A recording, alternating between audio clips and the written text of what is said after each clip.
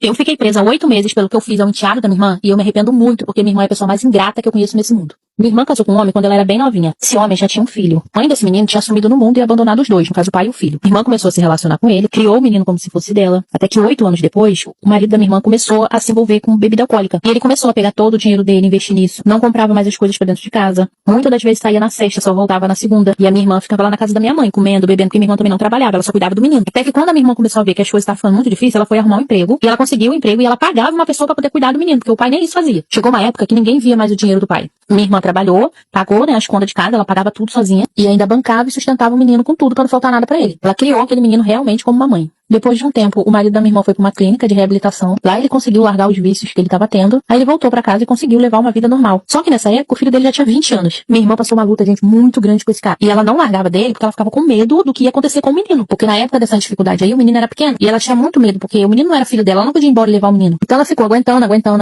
até que quando deu por si, ela já tava 20 e poucos anos casada com esse homem. E quando o homem realmente ficou liberto de tudo isso, o menino já tava com 20 anos. Só que o cara, né, o marido da minha irmã, ele faleceu. Quando ele realmente, né, se curou de tudo isso, que levou um tempo, assim, né, nesse processo, mas quando ele realmente conseguiu se curar, ele descobriu um câncer no pulmão. E quando descobriu, já estava muito avançado, não teve muita coisa que fazer, ele durou mais uns 8 meses e faleceu. Nessa época, o menino já não morava mais com a minha irmã, porque ele já estava com 20 e poucos anos, ele já tinha casado, já tinha saído de casa, estava morando em outro estado. Mas a minha irmã continuava se preocupando com ele, ligava. E ele chamava a minha irmã de mãe. Pelo menos quando ele saiu de casa, ele saiu chamando a minha irmã de mãe. Quando o marido da minha irmã faleceu, o menino voltou. Ele voltou completamente transtornado, parecia outra pessoa. Você não dizia que era aquele menino que até eu chamava de sobrinho, e chamava minha irmã de mãe, você não dizia que era de jeito nenhum. O menino tava com ódio na cara, só queria saber de dinheiro, perguntando se o pai tinha deixado dinheiro. Chegou algumas vezes a ser agressivo com a minha irmã. Falou que a minha irmã não era mãe dele, que o que ele queria era dinheiro. E carinho e atenção ele não queria não, que ele queria era dinheiro. Até que ele veio com umas pessoas esquisitas e colocou minha irmã pra fora da casa. Disse que a casa era do pai e que minha irmã tinha que sair porque ele ia vender a casa porque ele precisava de dinheiro. A minha irmã começou a chorar, falou que já morava ali há anos, que não tinha pra onde ir. E, gente, ele não voltou assim amigavelmente não, sabe? Ele voltou com uns 11 homens estranhos,